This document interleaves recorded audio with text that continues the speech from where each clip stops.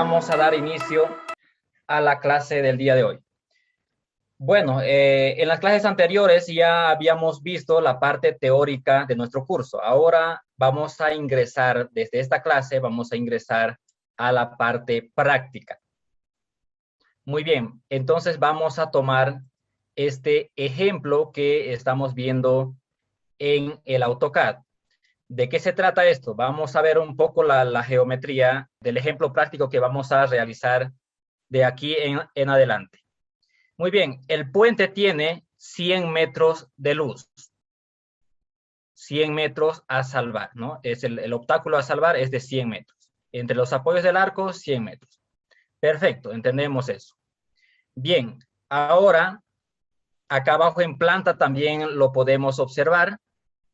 Tiene 100 metros de luz el puente. Y la parte, bueno, la sección transversal la tenemos acá, ¿no?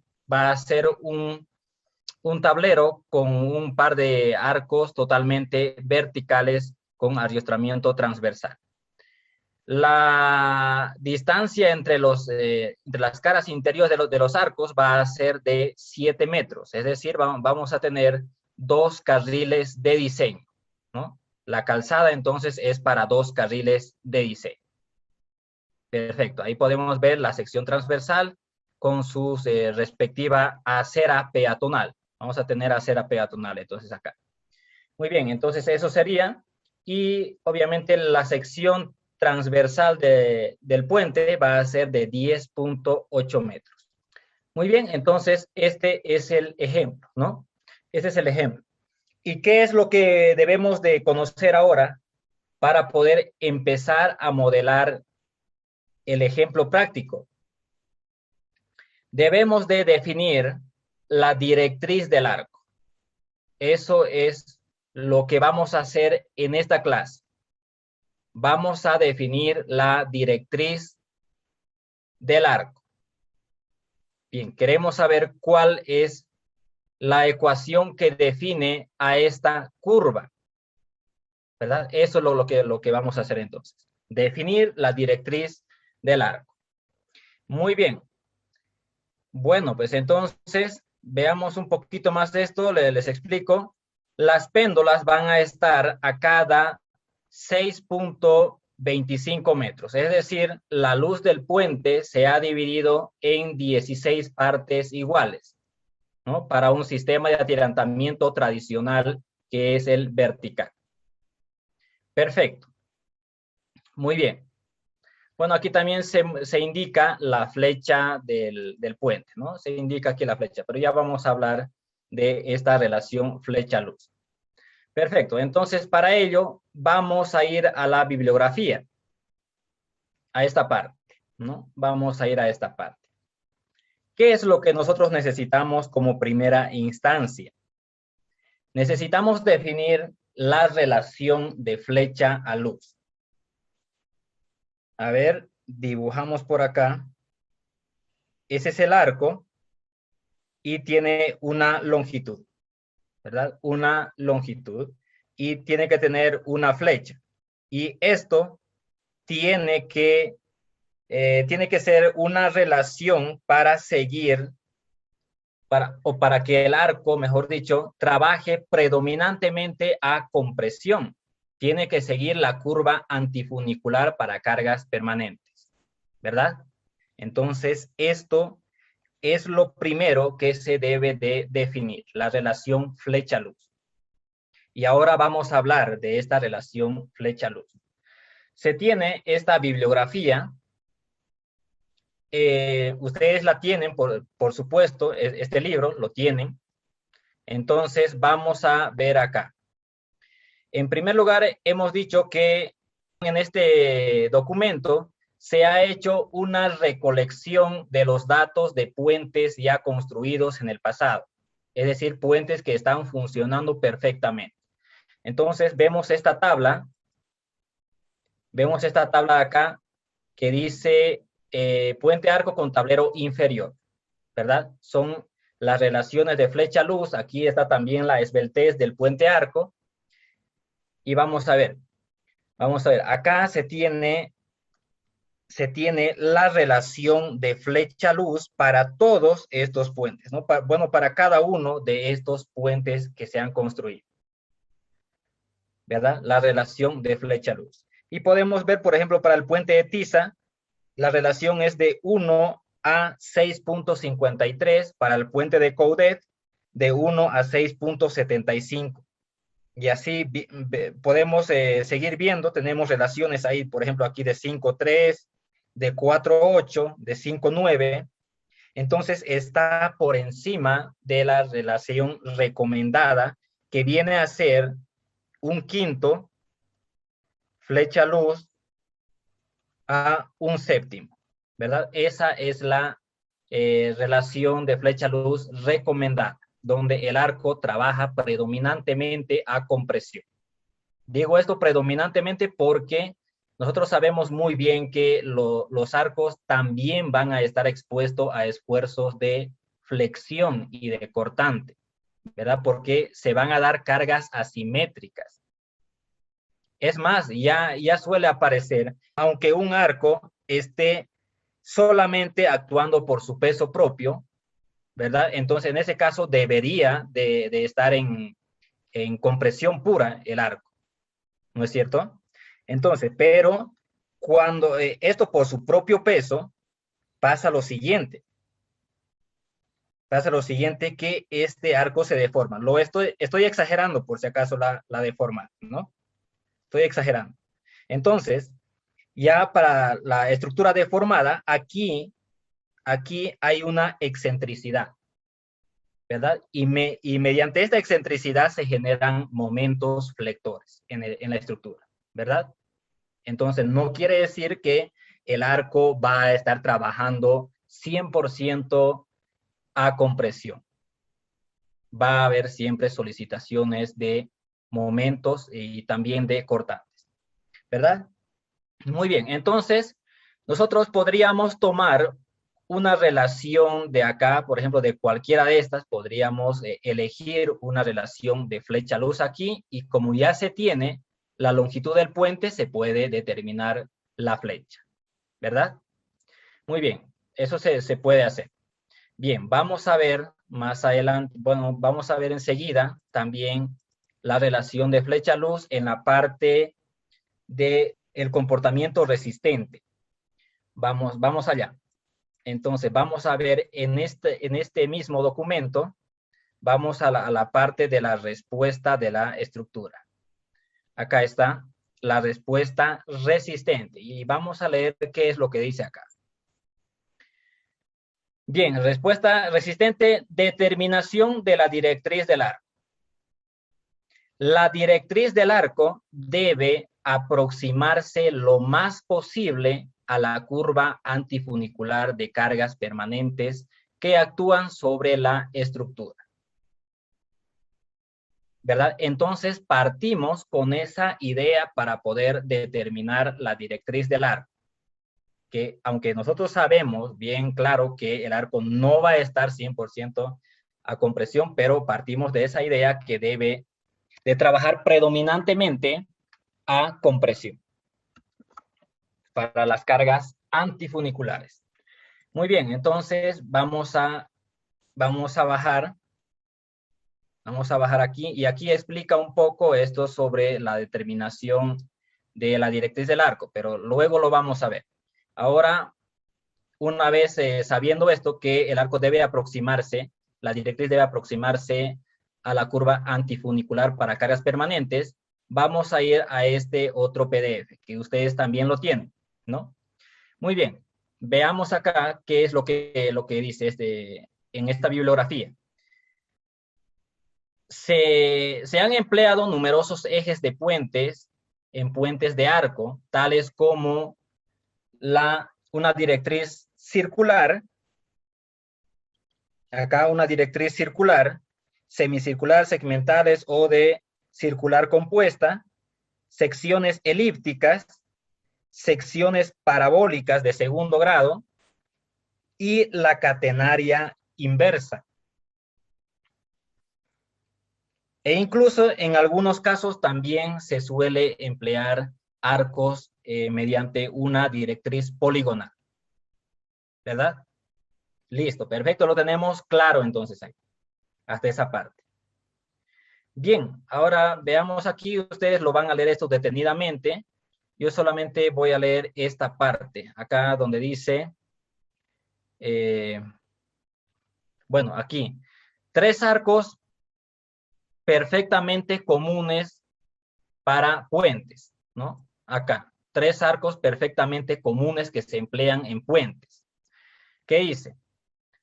Un arco circular, se puede emplear un arco parabólico y un arco que siga la curva catenaria, invertida por si acaso, ¿no?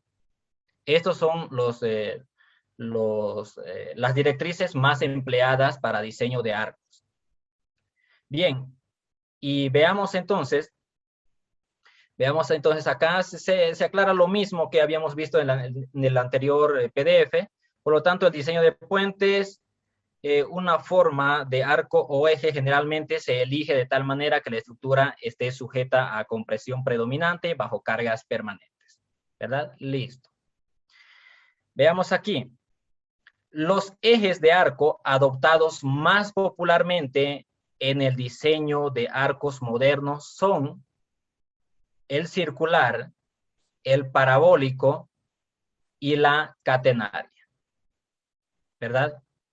Y hablando de estas 3 directrices, veamos el libro de Galambos, donde habíamos visto en la anterior clase aquí esta tabla para poder determinar la carga crítica de pandeo, ¿no? Hemos visto esta tabla de acá.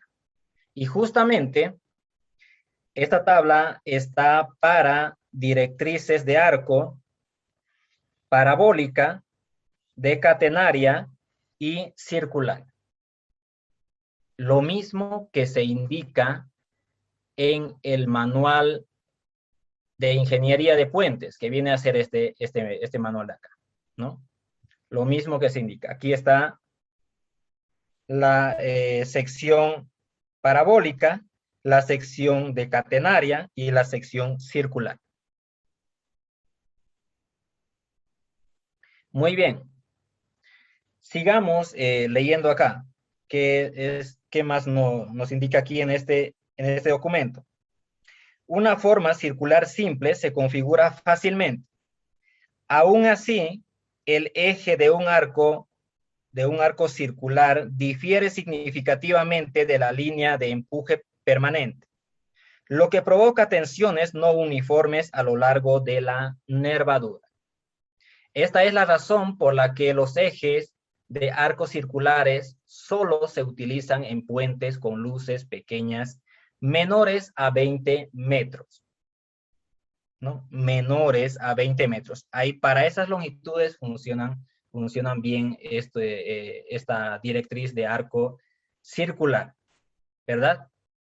Entonces, de las 3 que teníamos acá, esta de aquí ya está descartada, ¿no? Porque el ejemplo que nosotros vamos a realizar es de 100 metros, ¿verdad? Entonces, las que nos quedan es la parabólica y la catenaria. Esos dos tipos de curvas. Muy bien.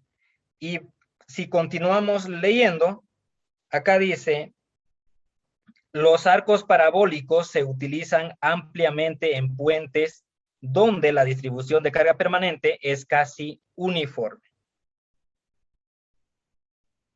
Bien, ahí están los arcos parabólicos.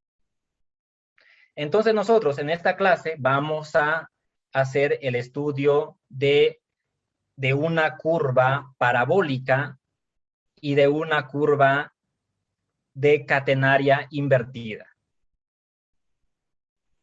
Muy bien, sabiendo esto, entonces vamos a ver a la parte de la definición de la relación flecha-luz. Muy bien. Volvemos a este PDF.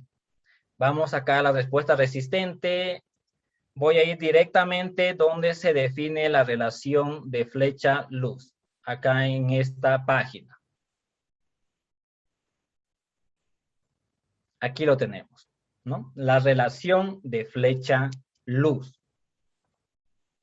Perfecto. Entonces, vamos a ver acá qué es lo que dice. Bien, en esta parte, haciendo un resumen, dice que se ha realizado un estudio de puentes que tienen una relación de flecha-luz, de un quinto, ¿verdad? De un quinto. Puentes altos, se podría decir. Hasta puentes rebajados con una relación de flecha-luz de 1/16. Pasando por dos puntos intermedios, como viene a ser 1/6.6 y un décimo. Muy bien, este estudio se hizo para arcos parabólicos. Vamos a ver, aquí arriba se está mencionando que se hizo el análisis o el estudio para arcos parabólicos, ¿verdad? Para arcos parabólicos. Bien, y se hizo con la intención de que las tensiones sean aproximadamente las mismas en todos los arcos, ¿verdad? Se ha definido un arco con una flecha luz de un quinto, de 1/6.6, de un décimo y de 1/16. 4 casos de estudio entonces, con la intención de que en todos ellos las tensiones sean aproximadamente las mismas. Es decir, las cargas internas. Estamos hablando de los momentos, de las fuerzas de compresión. Bien. Ahora vemos acá, dice, los resultados de los esfuerzos producidos por las deformaciones para las cargas antifunicular máxima, es decir, para las cargas permanentes, son espectacularmente diferentes. Los esfuerzos llegan a ser 16 veces mayores en el caso de un puente con relación de flecha-luz de 1/16. Si se compara con un puente de arco que tenga una relación flecha-luz de un quinto, ¿verdad? 16 veces más grande. Entonces, para arcos rebajados, realmente se triplican casi los esfuerzos. Bien, entonces vamos a ver aquí, vamos a hacer un análisis aquí, a ver, veamos. Voy a dibujar aquí la estructura de arco, una estructura de arco, aquí. Esta es una estructura de arco, ¿no? Vamos a suponer que este arco, bueno, aquí tiene una, a ver, lo voy a hacer más a este lado para que se visualice mejor. Entonces, vamos a tener lo siguiente, ¿no? Ahí, supongamos que ese es el arco. Y este va a tener una flecha, ¿verdad? Lo voy a denominar como F1, la flecha 1. Y obviamente, esto tiene una longitud L. Ahora voy a dibujar otro arco, el cual tiene la misma luz,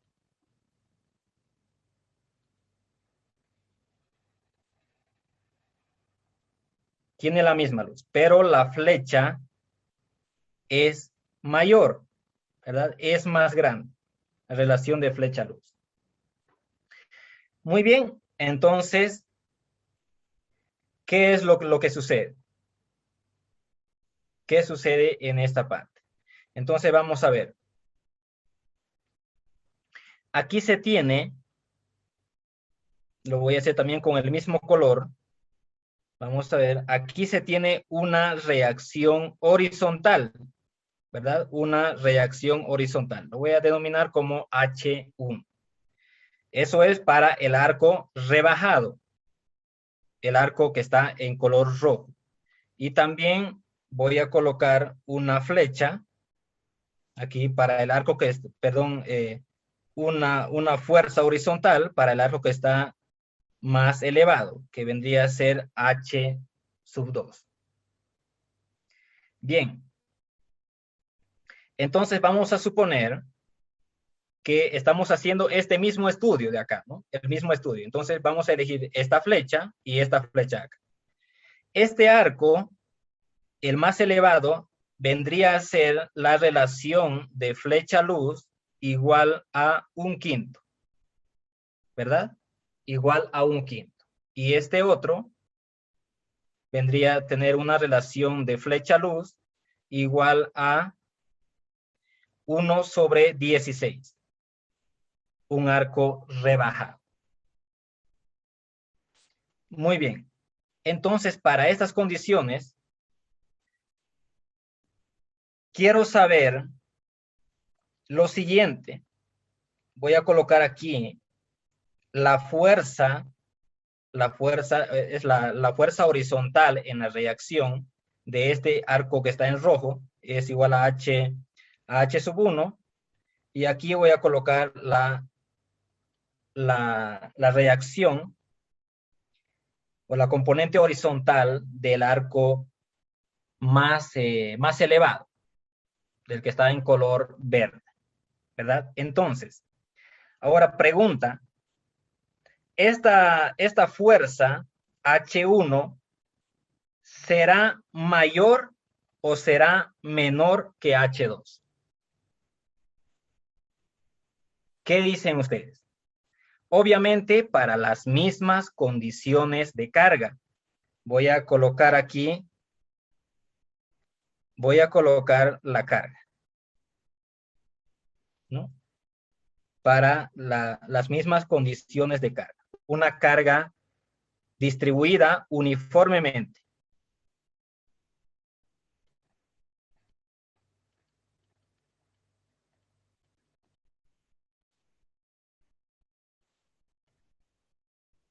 Listo, es una carga cualquiera.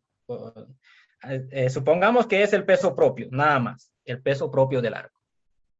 ¿Qué creen ustedes? ¿Que H1 sería, en este caso, sería mayor que H2 o es menor que H2? H1 viene a ser mayor que H2 y ahora lo vamos a analizar, ¿no? Entonces, como ya sabemos la respuesta, esto lo vamos a borrar. Y colocamos que H1 es mayor a H2. Esa es la respuesta, ¿verdad? Esa es la respuesta. Bien, entonces analicemos esto. Vamos a ver acá. Lo voy a hacer con este color. Bien, entonces, mientras más bajo sea el arco, esto funciona casi como, o bueno, tiene el comportamiento similar a una viga, ¿no? Similar a una viga. Es decir, que va a estar trabajando predominantemente a flexión. A flexión, el arco más rebajado. Mientras más pequeña sea la flecha, la carga horizontal es mayor, ¿verdad? Es mayor. Y mientras más alta sea la flecha, esto tiende a comportarse como una columna y está sometido predominantemente a esfuerzos compresivos o de compresión.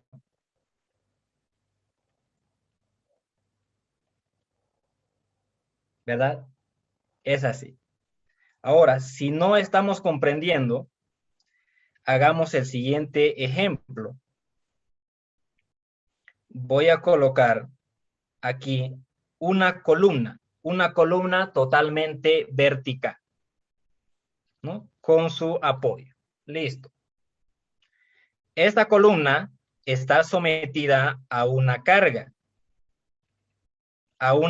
P.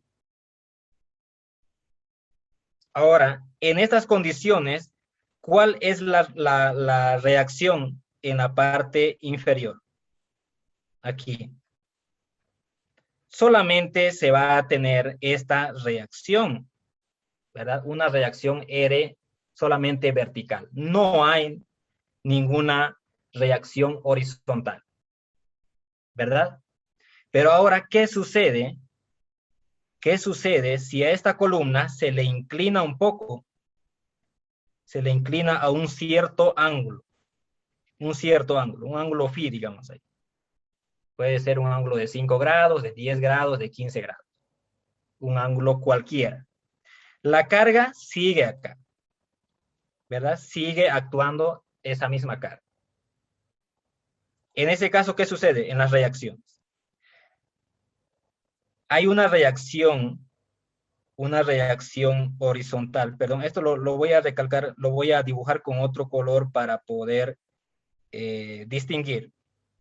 A ver, vamos a borrar esto y lo voy a hacer con este color. Acá aparece, hemos dicho, una reacción, ¿verdad? Que va a ser igual a esa carga P.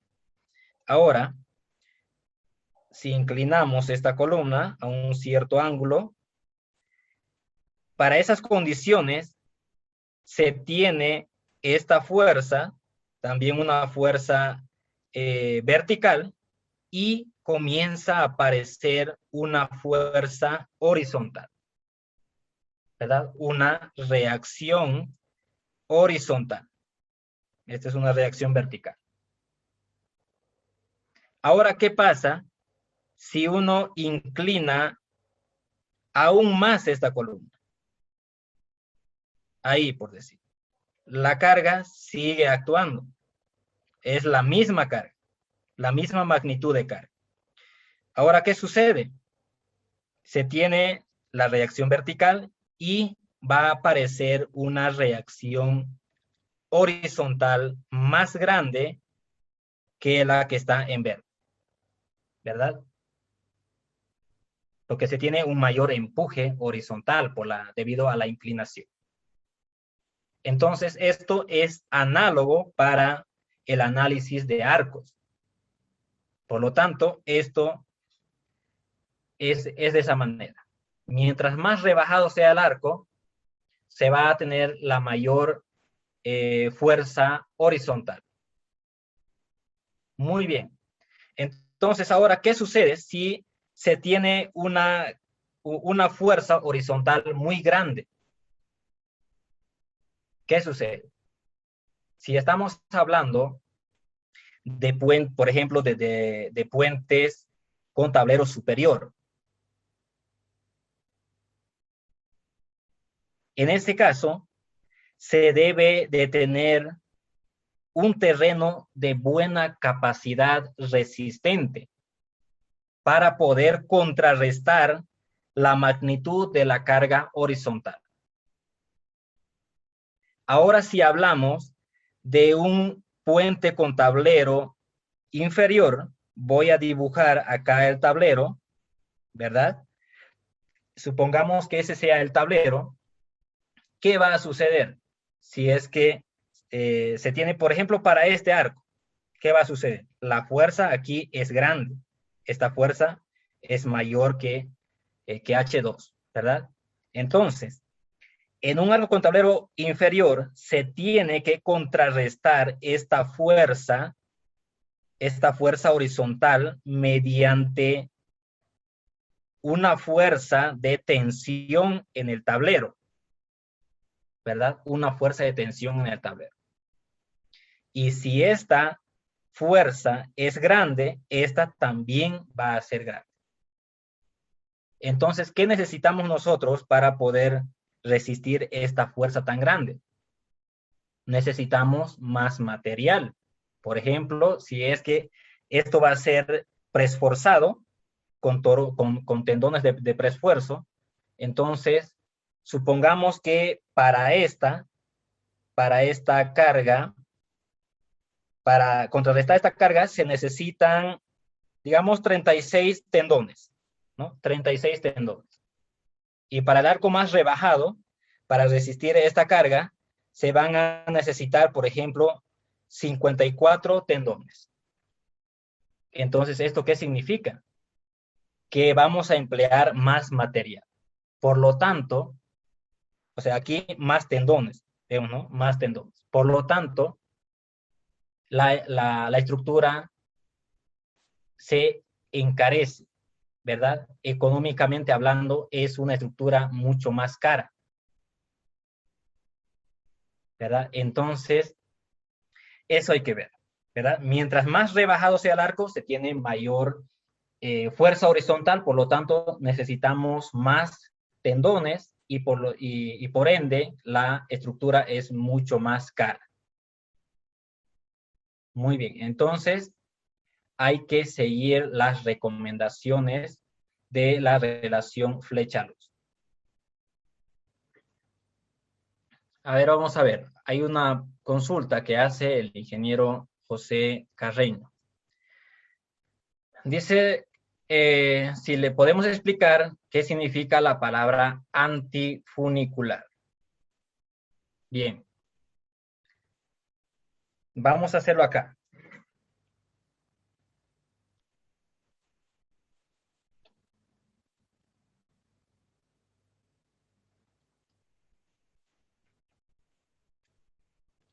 Bien, empezamos con esto. ¿Esto qué vendría a ser? Un cable, ¿verdad? Un cable. Un cable que está sometido a su propio peso, ¿verdad? En estas condiciones, a esta curva se lo denomina como una curva funicular. Una curva funicular, donde el cable está actuando, bueno, está sometido a fuerzas de tensión, ¿verdad? A fuerzas de tensión. Ahora, ya sabiendo que a esta curva se lo denomina como una curva funicular, ¿qué pasa si la curva se invierte?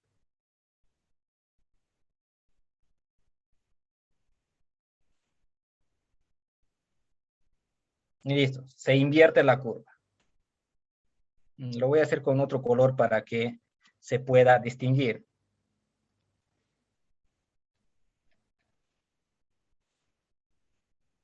Ahí está, ¿no? Ahí está la curva. Ahora, ¿esto qué viene a ser? Esto viene a ser un arco, ¿no? Un arco. Entonces, si para esta curva que es cóncava que es una curva cóncava, que está netamente actuando a tensión, ahora si invertimos, esto está actuando a compresión, ¿verdad? El arco va a estar a compresión. Por lo tanto, a eso se lo denomina el antifunicular.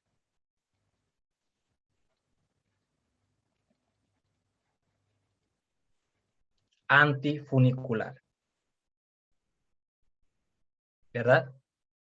Eso es, eso es. Claro, a esta curva que está, bueno, a este cable o cuerda que está sometido a su propio peso, se le denomina la curva de catenaria, pero en términos genéricos se lo describe como una curva funicular, porque el elemento está soportando solamente cargas de tensión, o sea, de tracción. A eso es lo que me refiero, ¿no?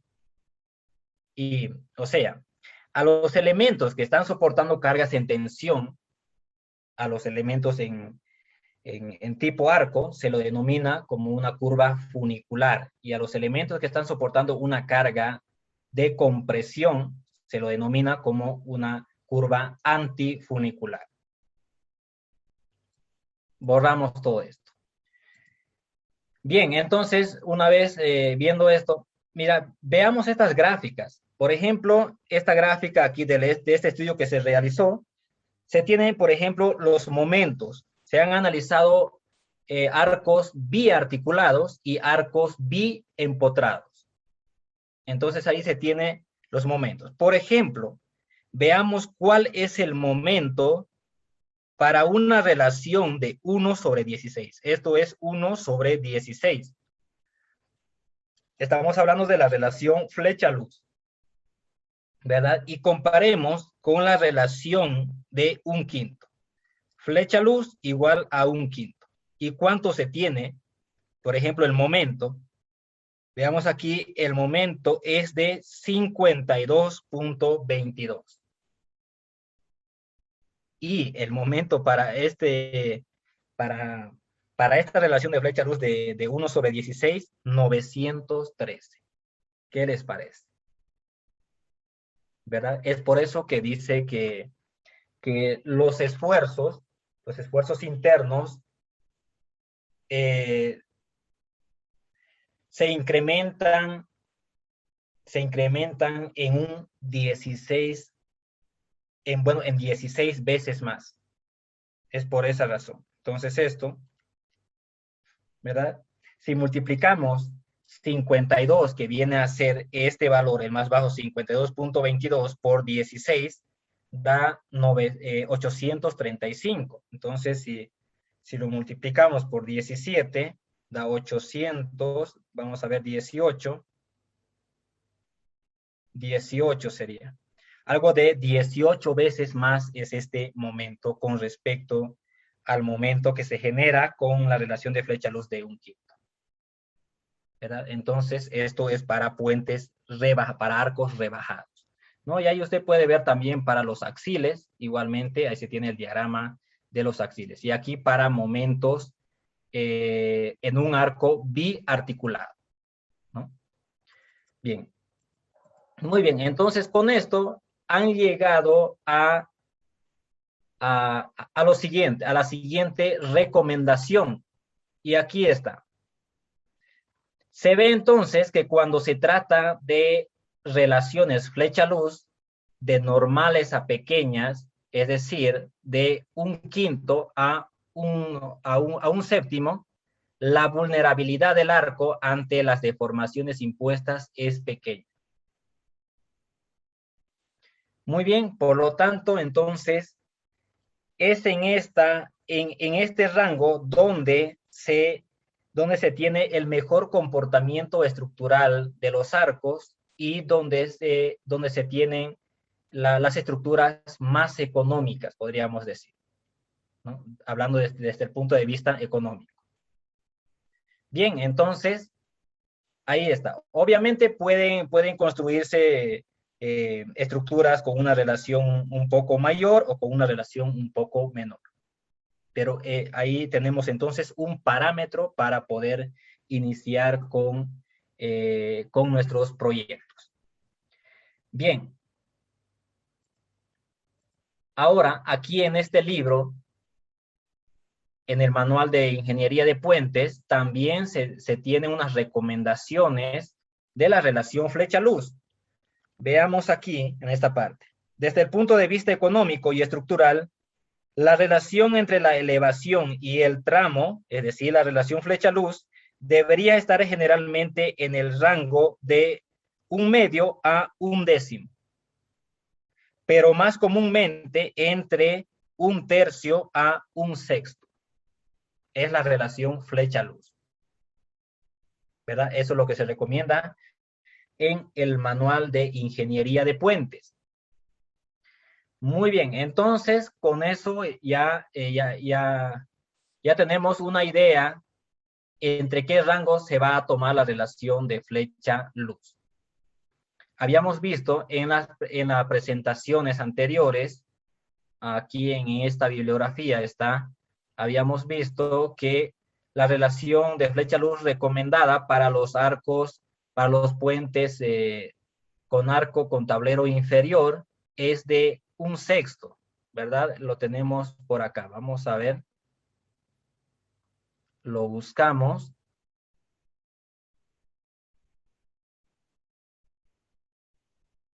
No, esta es la respuesta del puente. Vamos a ver, aquí debe estar. Entonces, con tablero superior. Aquí, en esta página. En esta página. La relación flecha-luz, ¿no? Ahí dice que las relaciones flecha-luz oscilan en casi en todos los casos alrededor de un sexto. ¿Verdad? Muy bien, entonces tomemos esa relación para nuestro ejemplo práctico. Bien, entonces voy a ir acá a la hoja de cálculo y aquí vamos a analizar la directriz del arco, ¿no? Bien, vamos a analizar con una curva parabólica y con una curva de catenaria. Entonces, para ello necesitamos saber cuál es la luz del puente, ¿verdad? Tenemos la luz del puente que se ha sacado de el AutoCAD, ¿no? Del ejemplo, 100 metros de luz. Bien, ahí está. Entonces vamos a tomar la relación de flecha-luz igual a un sexto. Eso redondeando da 16 metros, ¿verdad? 16 metros. Y es el mismo o la misma flecha que se tiene acá en el ejemplo, ¿no? Ahí está. Entonces la relación es de un sexto. Recalco nuevamente. Se tomará, o mejor dicho, se toma una relación de flecha luz igual a un sexto para el ejemplo.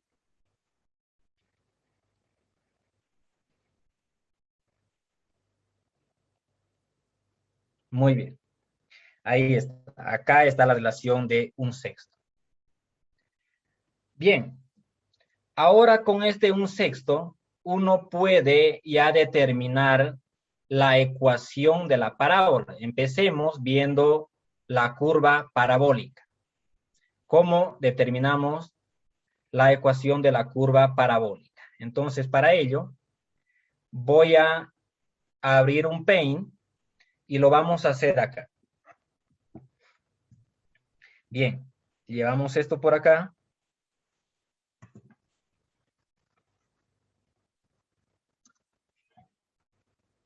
Bien, entonces, voy a empezar acá a trabajar en el Paint.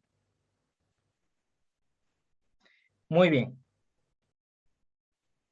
Bueno, entonces voy a dibujar aquí una curva, la cual vamos a suponer que es una curva parabólica, ¿verdad? Esto más tiende a circular, creo. A ver, vamos a ver.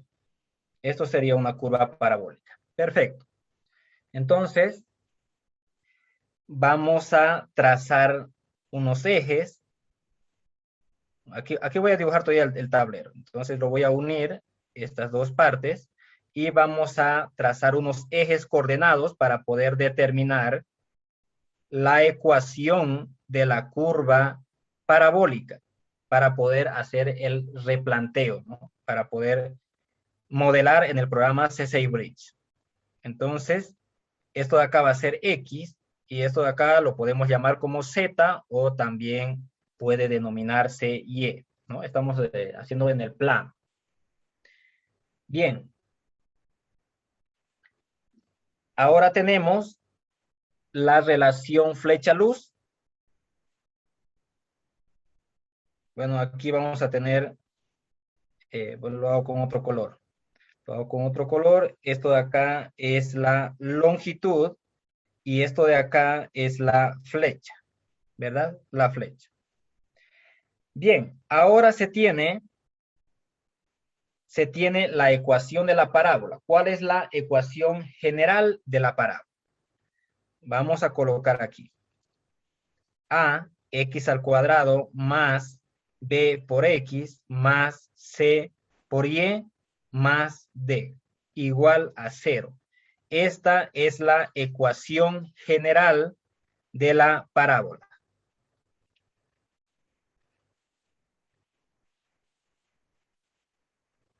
Ecuación general de la parábola. Muy bien. Ahora para poder determinar la ecuación que define esta curva, necesitamos reemplazar puntos en esta ecuación. Por lo tanto, voy a colocar aquí un primer punto. Este va a ser el primer punto de análisis. Lo denomino como punto 1. ¿Y cuáles son las coordenadas de este punto? Para X, vamos a tener L medios, ¿verdad? Menos L medios. Y en Y, 0. El siguiente punto, el vértice de la parábola. Punto 2, sus coordenadas vienen a ser X igual a 0 y en Y es igual al foco o a la flecha. Y el tercer punto se tiene acá. Punto 3, este tiene coordenadas de L medios en X y 0 en Y. Perfecto. Ahora entonces vamos a reemplazar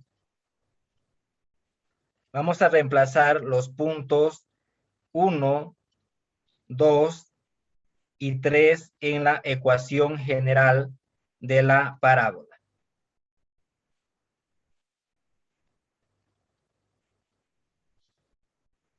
Bien, lo voy a hacer acá.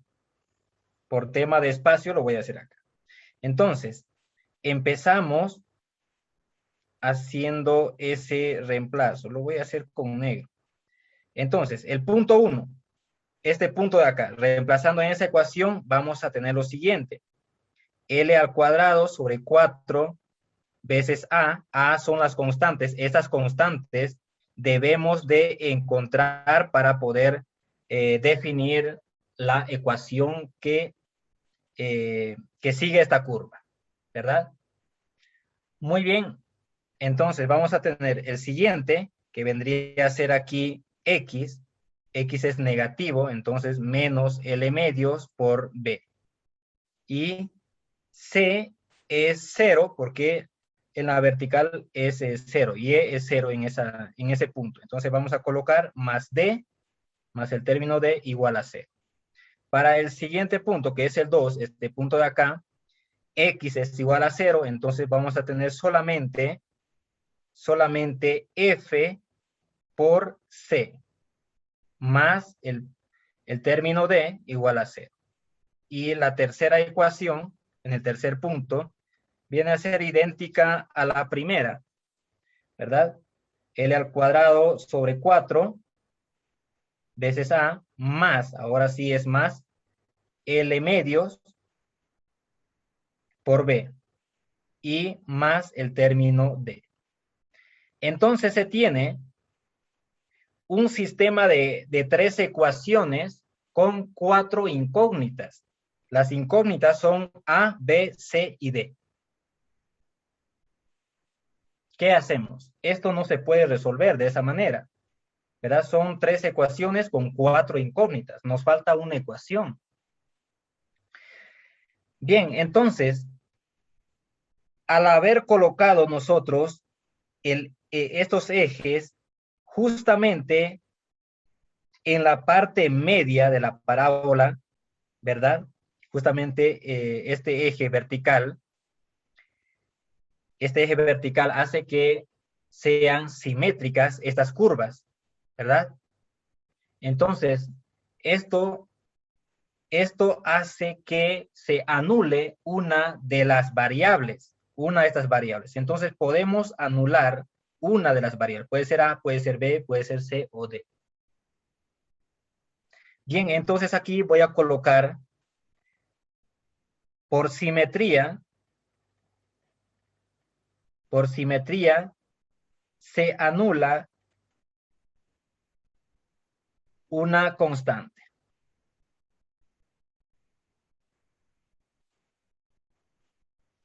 Y voy a anular la constante C. Voy a decir que esa constante C es igual a 0. ¿verdad? Es igual a 0. Muy bien, entonces, si esa constante es igual a 0, reemplazo en esta segunda ecuación y de aquí vamos a tener que D es igual a 0, ¿verdad? Si esto de acá viene a ser 0, D es igual a 0. Entonces, ¿qué va a quedar en la ecuación? ¿Cómo queda ahora? Reescribimos la ecuación y vamos a tener L al cuadrado sobre 4 A menos L medios por B. D es igual a 0. Por lo tanto, esto lo vamos a igualar directamente a 0. Y la ecuación 3 viene a ser L cuartos por A más L medios por B. Esto también igual a 0. Se tiene un sistema de dos ecuaciones con dos incógnitas. ¿Esto se puede resolver? Sí. Ahora, si sumamos nosotros esto, si hacemos una suma, esto se cancela, ¿verdad? Por lo tanto, de aquí, A es igual a 0, ¿verdad? A es igual a 0. Entonces, vamos a ampliar esto un poco. Y ahora sí, bajamos, ¿no? Bajamos. Muy bien. Entonces, con esta variable, perdón, con esta constante que hemos sacado A igual a 0, reescribimos la ecuación. Se reescribe la ecuación. Bueno, entonces, ¿cómo va a quedar aquí? Esta ecuación tengo que volver a reescribir.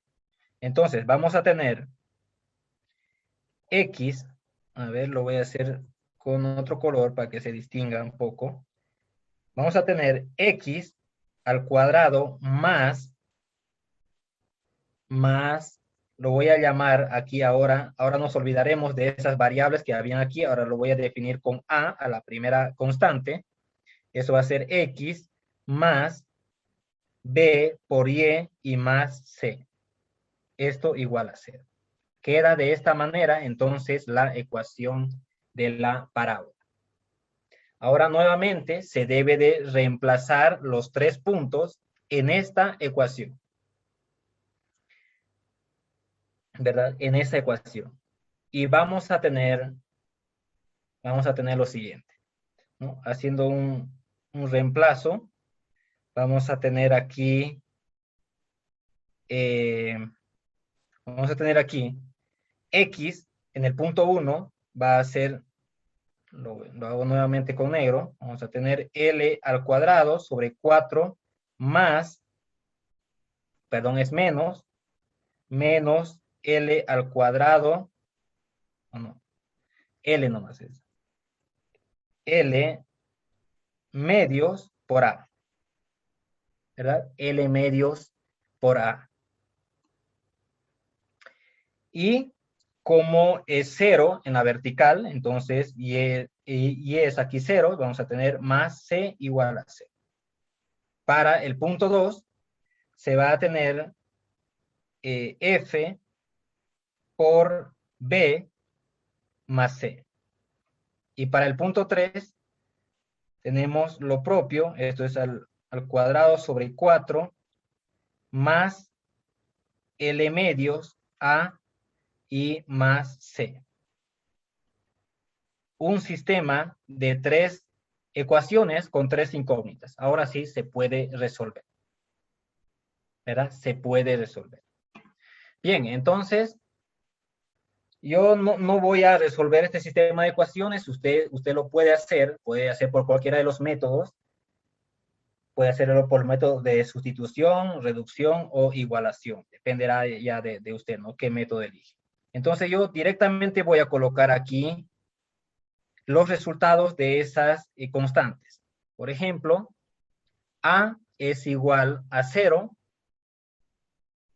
B es igual a L al cuadrado sobre 4F.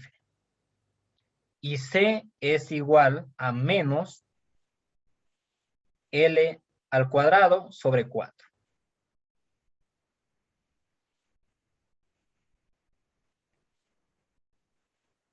Listo. Se tienen las tres constantes. Ahora con ello, reemplazamos en esta ecuación. Por lo tanto, la ecuación de la parábola va a ser de la siguiente manera. Esto es A, entonces A es 0, ya no se tiene. B, vamos a decir aquí, más L al cuadrado sobre 4 veces F por Y, ¿verdad? Por Y. Ahí está la Y. Y menos L al cuadrado sobre 4. Esto igual a 0. Y de esta ecuación, despejando Y, vamos a tener Y en función de X igual a la flecha por 1 menos 4 sobre L al cuadrado y por X al cuadrado.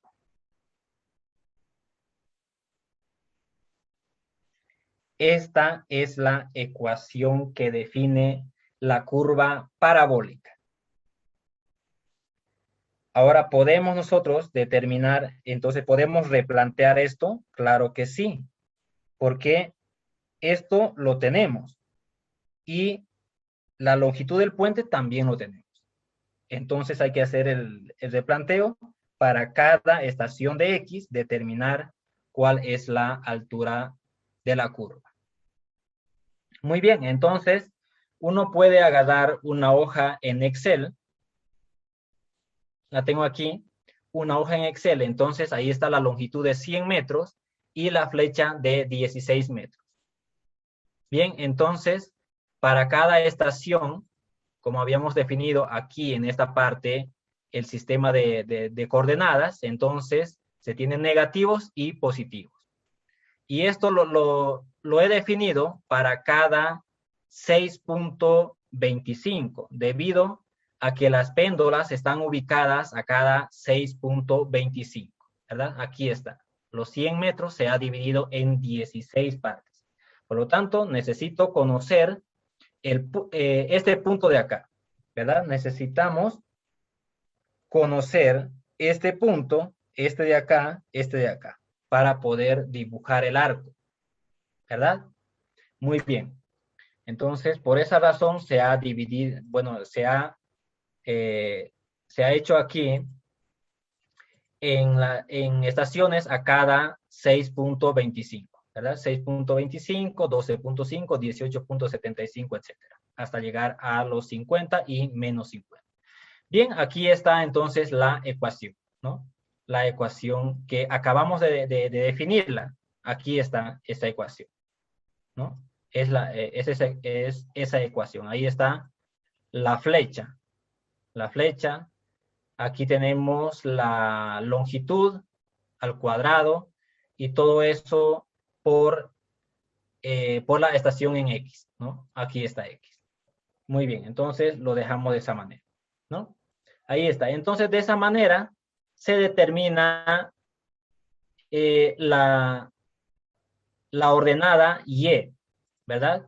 Entonces, para 50 vamos a tener 0, para menos 43.75, 3.75 es y para 37.5 va a ser 7Y. Entonces, este punto, ¿no?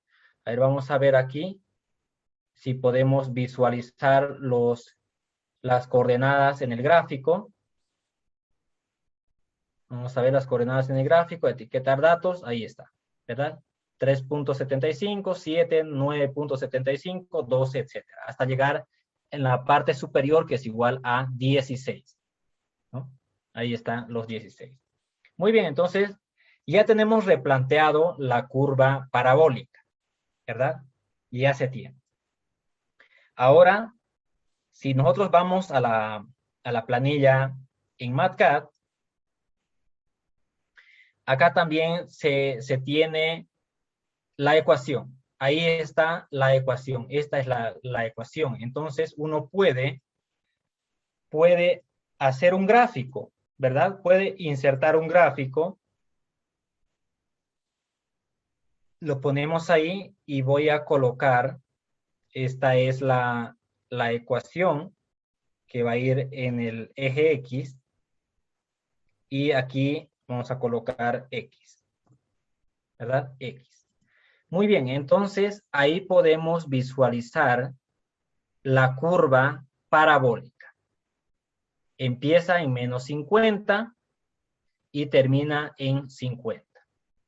Y la altura de la flecha es de 16, ¿no? Fácil, ¿no? Cuando uno ya conoce cuál es la ecuación que define la curva, pues ya eso es fácil. Uno lo puede hacer en cualquier software, ¿no? Puede hacerlo en Excel o puede hacerlo acá en el MATLAB. Esto es lo importante, conocer la ecuación que define la curva parabólica. Muy bien.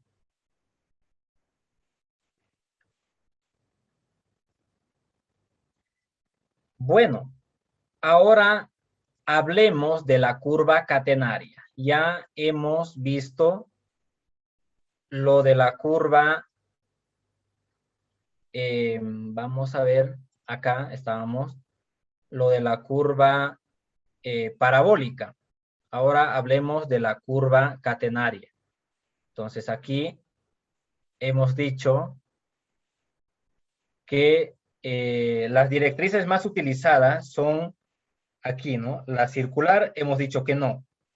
Ya hemos visto la parabólica, ahora veremos la catenaria. Entonces, vamos a definir las dos curvas, tanto parabólica como catenaria, y la vamos a superponer en una sola gráfica para poder ver la diferencia. Bien. Bueno, entonces voy a ir acá. Volvemos a la planilla en MATLAB. Muy bien. Ahora, entonces, hablemos de la catenaria, de la curva catenaria.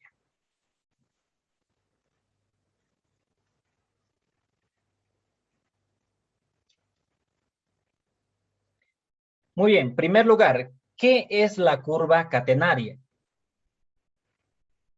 Definición de la curva catenaria.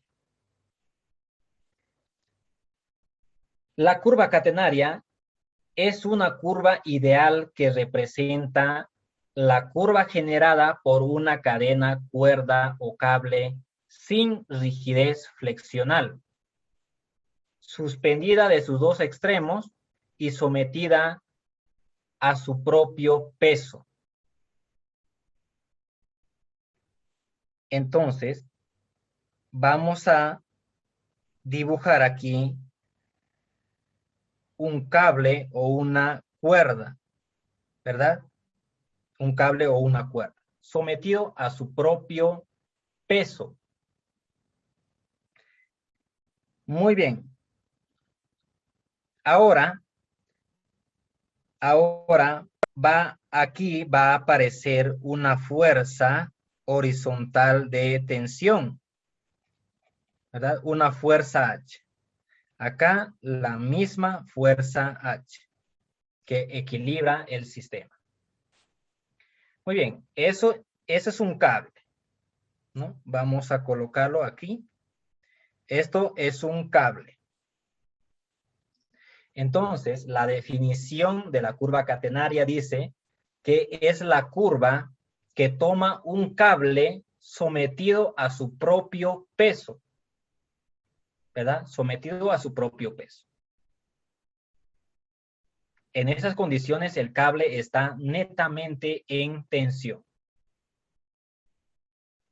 Bien.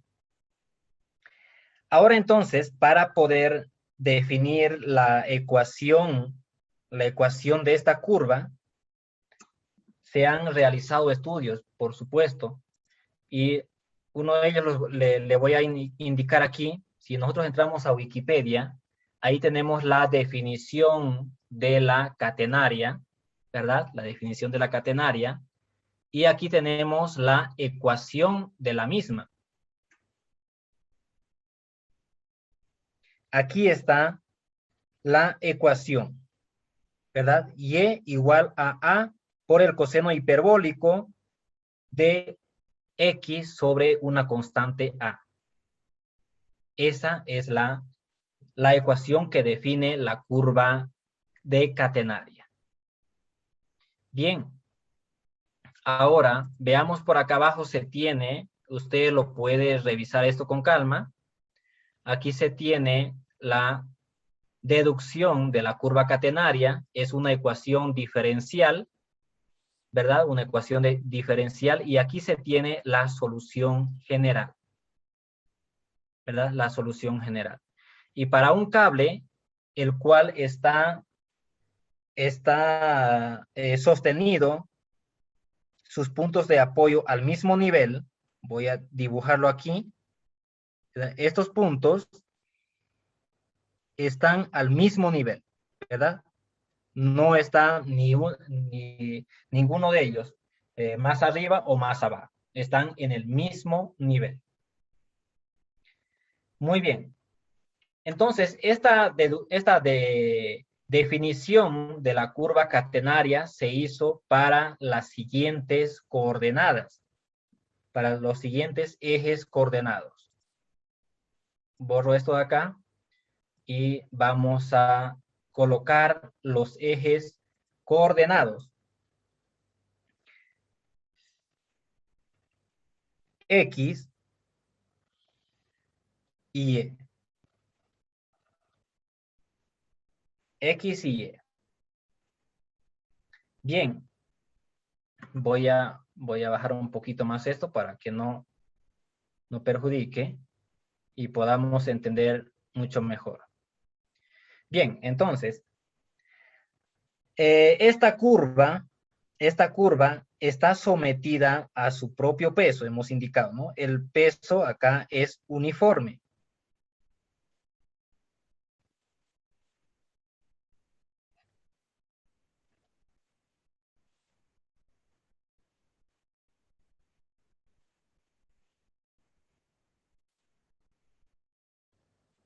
Es uniforme.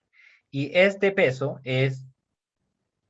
lo vamos a denominar, o se ha denominado de esa manera, igual a Q. Es una carga que tiene unidades de fuerza sobre longitud, ¿verdad? Por decir, toneladas por metro. Muy bien. Bien, ahora la constante que se ve acá, a ver, con negro vamos a hacerlo. La constante que se ve aquí, esa constante A que habíamos visto hace un momento, es esto de acá, esta distancia. Eso es igual a A, el cual viene a ser igual a la fuerza horizontal en el apoyo sobre la carga distribuida o el peso del cable. Bien, y va a ser esto de acá, ¿no? Esto va a ser Y. Y es variable, que va a estar en función de X, le vamos a colocar aquí, en función de X. Muy bien. Entonces, de esta suposición se ha definido la curva de la catenaria. Y usted lo puede ver aquí, se tiene la solución de la catenaria. Aquí está. A ver, ¿dónde lo tenemos? Aquí, en esta parte, ¿no? Esta es la solución de la catenaria.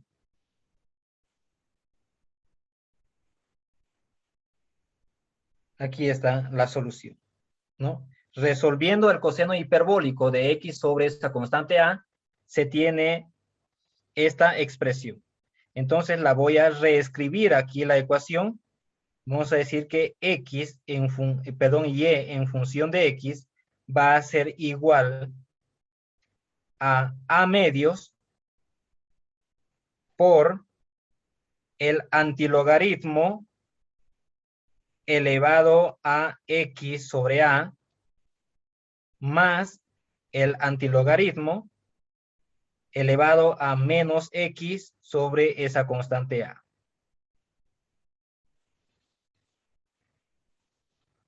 Esa es la ecuación, entonces, que define esta curva catenaria. Muy bien. Ahora nosotros podríamos directamente hacer el replanteo, pero ¿qué pasa? Aquí tenemos una constante que no conocemos. ¿Y cuál es esa constante? Esta de acá, que está aquí y también lo tenemos en el antilogaritmo. Es una constante a. No la conocemos. Esta constante a se la va a sacar de la relación de la ecuación de la flecha de esa catenaria. Entonces voy a colocar aquí la ecuación de la flecha de la catenaria, que va a ser igual a esta variable a por el coseno hiperbólico, su argumento igual a L, la longitud entre apoyos del arco o del cable, en este caso, del cable, sobre 2 veces a menos 1.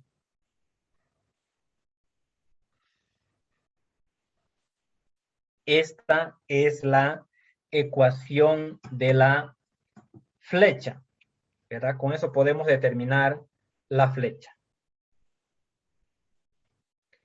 Muy bien. Entonces, ahí está. Esa es la ecuación de la curva catenaria. Usted puede también revisar este documento. Vamos a ver aquí, definición de la catenaria. Un momento, voy a borrar esto. Entonces, aquí usted puede revisar este documento que se les voy a pasar también, dice cálculo de cables. Entonces, aquí se hace también la definición de esta curva catenaria. ¿Dónde está? La vemos enseguida. Aquí está, ¿verdad? Cable homogéneo sometido a su propio peso, la curva catenaria. Ahí está. Bueno, aquí también se tiene una pequeña definición, se denomina catenaria la curva de equilibrio que adopta un hilo uniforme sometido a su propio peso. Listo, perfecto. Yo creo que todo está claro hasta esa parte, ¿verdad? Entonces aquí están deduciendo la ecuación diferencial y luego llega a su solución. Ahí está, entonces, aquí se tiene el gráfico, ¿verdad? Este es el gráfico que habíamos dibujado, ahí está la constante A, que va a ser igual a la tensión horizontal. Aquí está la tensión horizontal sobre el peso uniforme del cable. Ese es el sistema de ejes adoptado. Y la ecuación general, perdón, la solución se tiene acá. Z va a ser igual a una constante A por el coseno hiperbólico de argumento X menos sobre A. Esa es la misma ecuación que habíamos visto hace un momento. Bien, entonces voy a dar esto atrás. Vamos a ver. Ahí, ¿verdad? Entonces usted puede revisar, hemos dicho esto de acá. Puede revisar este documento si quiere averiguar un poco más sobre la definición de la curva catenaria. Bien, entonces, volvamos aquí y voy a mostrar esto, ¿verdad? Ahí está. Yo creo que se entiende el gráfico, ¿verdad? Muy bien, entonces, de esta ecuación pues, se determina la constante A. De aquí se determina la constante A. ¿Por qué? Porque L conocemos, F conocemos, es la flecha, esta es la flecha y la luz respectivamente, ¿no? Y lo único que no se conoce de esta ecuación es esta constante A. Por lo tanto, con eso se determina A y con ello podemos ir a esta ecuación para determinar Y para cada X, ¿no? Y eso se está realizando precisamente en esta parte, en el, en el, en el MATCAD. Aquí tenemos la curva catenaria y de aquí esta es la ecuación de la flecha. Es esta ecuación, ¿verdad?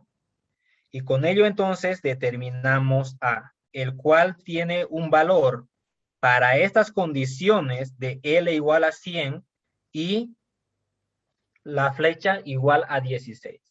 Tiene un valor, entonces, esa constante A de 80.66. Y esto, obviamente, esta A hemos dicho que es igual a la reacción horizontal sobre la carga uniforme o el peso del cable, ¿verdad? Muy bien. Hasta ahí perfecto. Luego se tiene se tiene aquí la ecuación de la catenaria, ¿no? Esta es la ecuación de la catenaria. Esa es la ecuación. Y lo vamos a ver enseguida. Vamos a ver el gráfico de esa ecuación de catenaria. Bien, entonces voy a borrar esto. Voy a borrar todo el gráfico. Listo. Bien, entonces aquí, ¿cuál es la ecuación de la catenaria? Vuelvo un momento, vuelvo atrás. Vamos a volver atrás acá en los gráficos. Entonces, aquí está la curva catenaria. Vean que tiene un signo positivo por delante, ¿verdad? Tiene un signo positivo. Eso lo voy a borrar. Bien, entonces, voy a copiar esto. Solamente quiero copiar esta parte. Voy a copiar, lo voy a pegar por acá y lo voy a denominar como Y3 en función de X. Bien, esto es positivo. Listo. Esa es la ecuación de la curva catenaria, ¿verdad? De la curva catenaria. Para un cable estamos hablando. Ahora sí, borramos esto y voy a pedir un nuevo gráfico. Perdón, voy a insertar un nuevo gráfico.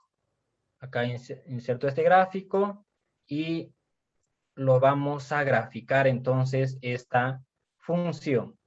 Y aquí es X. X está definido en esta parte, ¿no? X menos 50 y va a ir subiendo de 1 en 1. Bien, entonces ahí está la curva catenaria.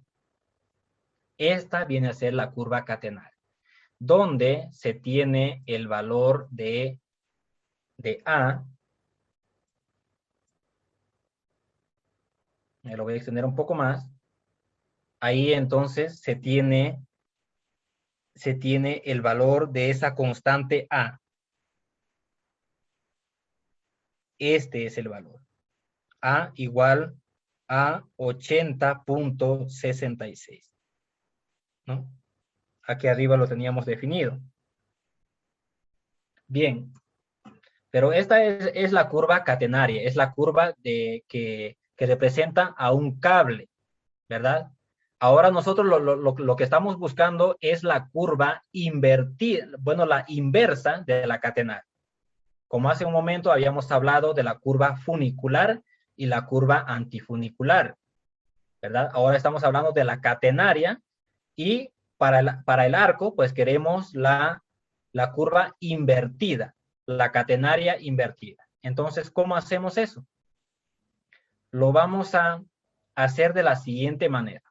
Para invertir esta curva, solo basta con cambiar el signo acá, en esta parte. Entonces, en la ecuación le cambio el signo, que es ahora negativo, y listo, ya se ha invertido la curva catenaria, ¿verdad? Ahora es una curva catenaria invertida. Bien. Bueno, pues ahora yo quiero que el eje horizontal esté en la parte más baja de la curva. ¿Qué debo hacer entonces para ello? Recordemos que esto de aquí,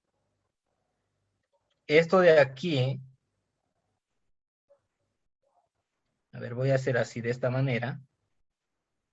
Esta parte es igual a A y esto sería igual a la flecha, ¿verdad? Igual a la flecha. Entonces, para que este eje baje aquí abajo, aquí esté el eje, entonces debo de agregar a la ecuación de la catenaria A más F, ¿verdad? Bien.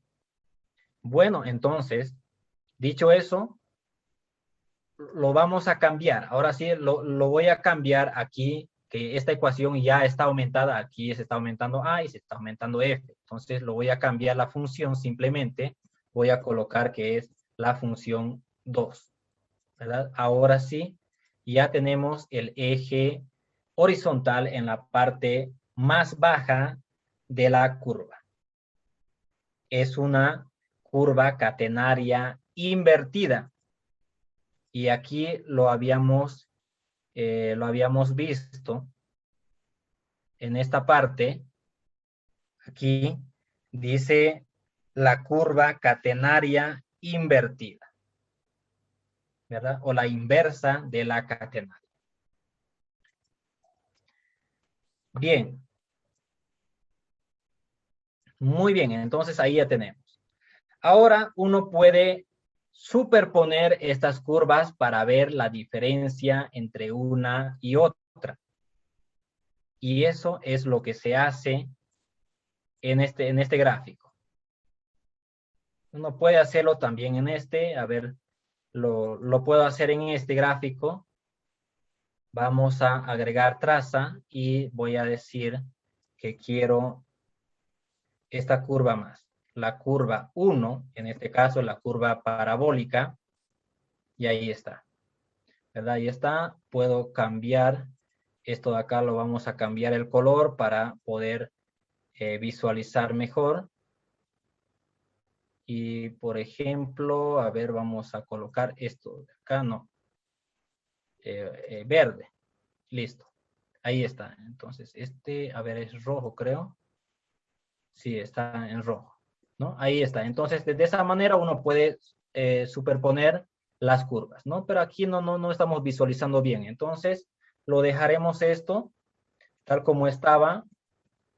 Vamos a quitar esa traza. Listo. Y lo vemos aquí en el gráfico. En este gráfico, en este componente de gráfico. Aquí lo tengo, ¿verdad? Entonces voy a maximizar esto para poder ver la diferencia entre las curvas. Bien, tenemos dos curvas ahí. La curva que está en azul es la curva parabólica. Aquí se está mostrando las etiquetas, ¿verdad? Ahí está. Para ahora la que está con azul y la que está con rojo es la curva catenaria.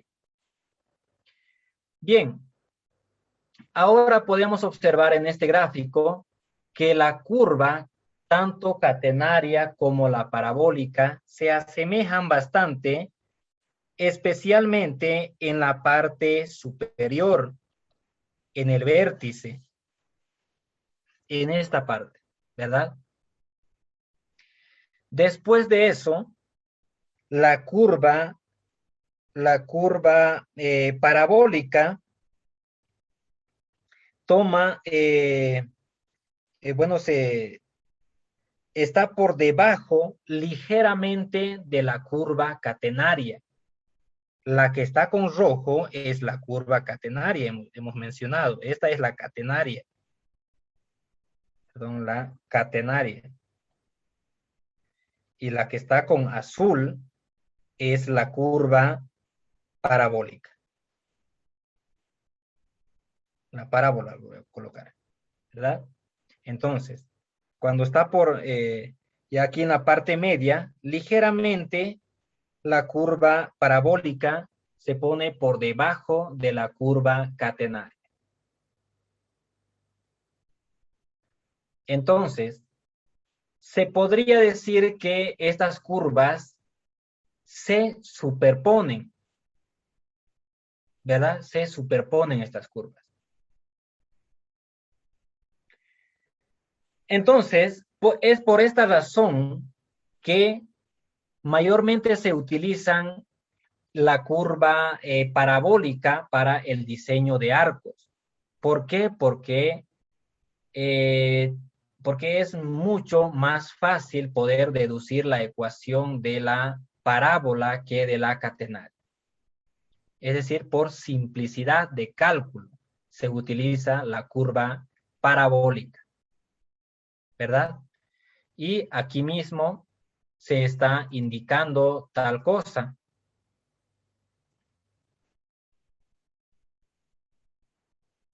Vamos a ver aquí en esta parte, ¿no? Dice, los arcos parabólicos se utilizan ampliamente en puentes donde la distribución de la carga permanente es casi uniforme. ¿Por qué dice que es casi uniforme? Porque la catenaria, perdón, para la curva catenaria, la distribución de carga es uniforme. Recordemos que hemos partido del análisis de cables, ¿no? Y ese cable está sometido a su propio peso, a una carga uniforme, y es esa la curva catenaria, ¿verdad? Y la catenaria invertida, en este caso, vendría a ser que la curva está trabajando netamente a compresión, ¿verdad? A compresión pura, se podría decir en otras palabras,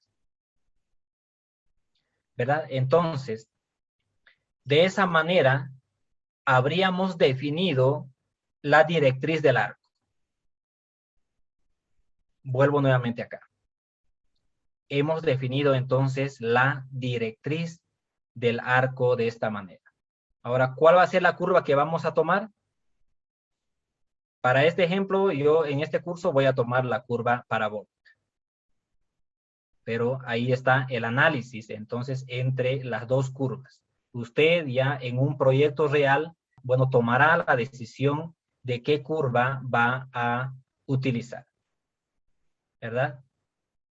Pero casi siempre se utiliza la curva parabólica por su simplicidad de cálculo. Muy bien. Bueno, ahora veamos qué es lo que dice acá en el libro del ingeniero Manterola. Vamos a ver acá apuntes de ingeniería y definición de la directriz. Estábamos viendo hace un momento, ¿no? En la respuesta resistente, aquí en esta parte, ¿no? En esta parte. Muy bien. Entonces, continuemos aquí. Continuemos leyendo aquí esta parte y dice lo siguiente. De esta manera se puede eliminar casi todas, esta palabra hay que tenerlo en cuenta, ¿no? Dice casi todas las flexiones que solicitan el arco bajo la acción más importante, que es la acción de cargas permanentes. Bien. Ahora dice, para obtener la directriz antifunicular, el método más adecuado es determinar la ley de momentos flectores de todas las cargas que actúan sobre el arco, las propias y las que provienen del dintel, y establecer la curva omética de esta ley de momentos flectores, multiplicándola por 1 sobre h, siendo h el empuje horizontal. Y aquí está todo lo que habíamos hablado. Entonces, si uno ya tiene todas las cargas permanentes, ojo, aquí hay que ver, este análisis se hace con las cargas permanentes. Aquí dice las cargas propias, es decir, la carga del arco, de todo el arco, el peso propio o el peso muerto permanente del arco, más las cargas que vienen del dintel, esto quiere decir del tablero, las cargas que vienen de acá arriba. O sea, todas las cargas permanentes. Bien, entonces si uno ya tiene las secciones transversales de los elementos estructurales, puede determinar esto de acá, ¿verdad? Puede hacer. Puede hacer. Bien, entonces vamos a ver lo siguiente. Lo siguiente, vean aquí. En este gráfico nos concentraremos. Nos concentramos aquí. Por ejemplo, aquí se tiene la flecha, ¿no? Se tiene la flecha, se tiene la fuerza horizontal. Entonces, si uno toma momentos, el momento en el centro, es decir, si uno secciona el arco y toma este momento como un momento C, el cual se indica acá abajo, el momento C, entonces este momento simplemente va a ser igual a la reacción horizontal por la flecha. Y eso está acá, ¿verdad? Esa es la ecuación. Muy bien. Ahora dice, y la coordenada Y del arco funicular será esta acá. Y igual al momento Y sobre la fuerza horizontal. Aquí están las ecuaciones. Bueno, entonces para este caso de cargas distribuidas uniformemente, uno puede tomar una viga simplemente apoyada, como se tiene aquí. Vean, las condiciones de frontera son pasadores, ¿verdad? Es una viga simplemente apoyada. Y esta vendría a ser toda la carga distribuida uniformemente. Entonces tenemos aquí una viga simplemente apoyada con una carga distribuida uniformemente. Y el momento de esto, ¿cuál es? Nosotros lo sabemos, ¿verdad? El momento que se genera aquí, el momento máximo es igual a la carga distribuida, a esta carga, por la longitud dividido entre 8, ¿verdad? Siendo esta la longitud de la viga. Ese es el momento máximo, ¿verdad?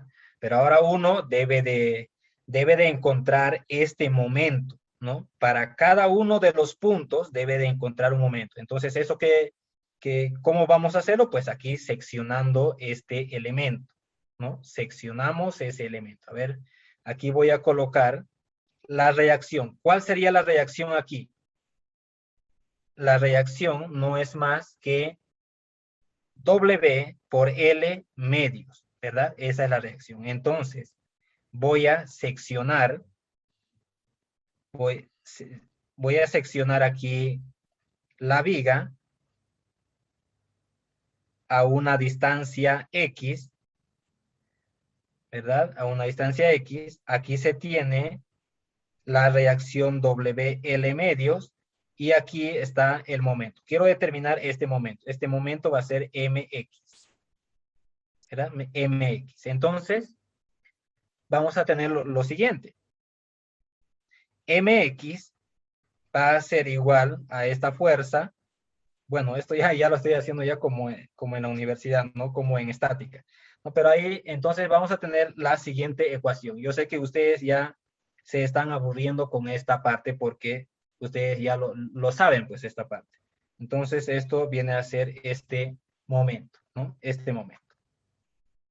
Esa es la ecuación del momento, ¿verdad? Entonces, uno puede agarrar una hoja de cálculo y determinar la curva de la parábola, ¿verdad? Y lo vamos a ver acá. Está también esto en la hoja de cálculo. Bueno, aquí ya he tomado, se ha hecho la cuantificación de las cargas, ¿verdad? De todas las cargas permanentes, es esto de acá, tanto el arco como la viga longitudinal, las vigas transversales, las riostras, el tablero, etcétera. Todo se ha tomado y se ha realizado entonces la cuantificación de todo ese peso. Y este viene a ser el peso total de la estructura. En este caso serían 11.4 toneladas, ¿no? Eso vendría a ser el peso permanente de la estructura.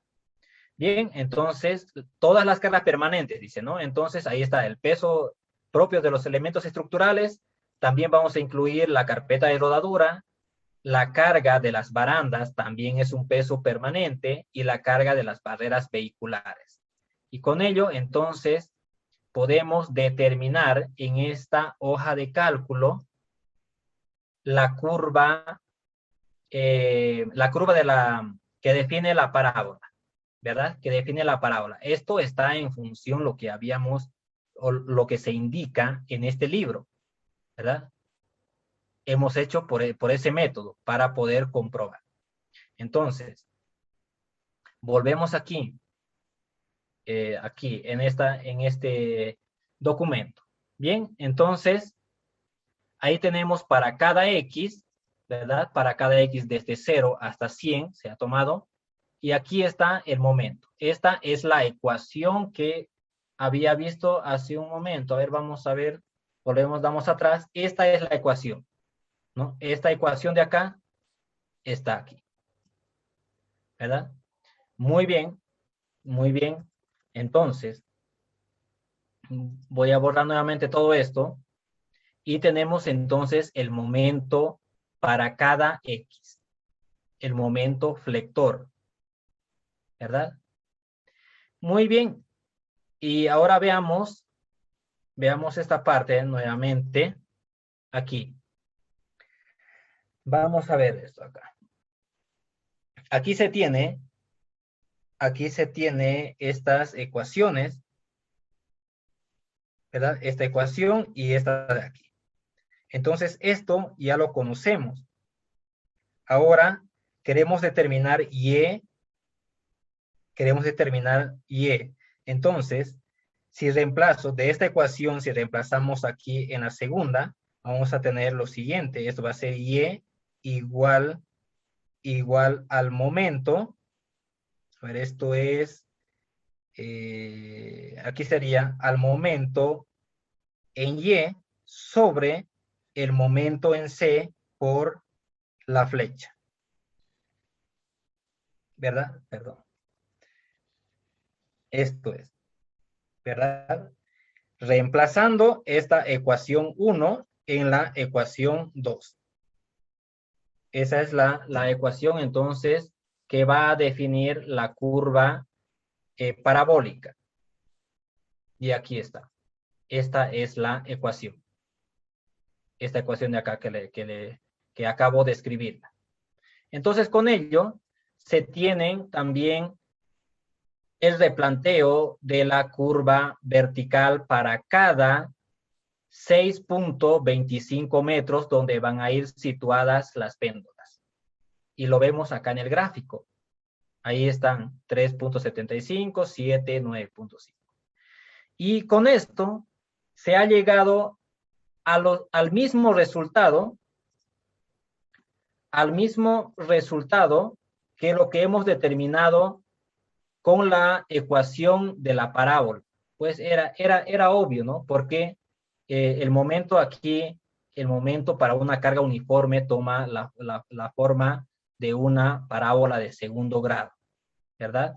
Entonces, es esto lo que habíamos resuelto con la ecuación que hemos determinado en el PAIN, y esto es lo que hemos determinado con la ecuación que se propone acá en el libro de Javier Mantero.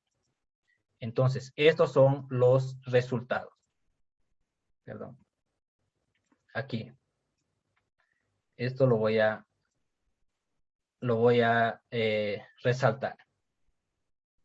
Esos son los resultados.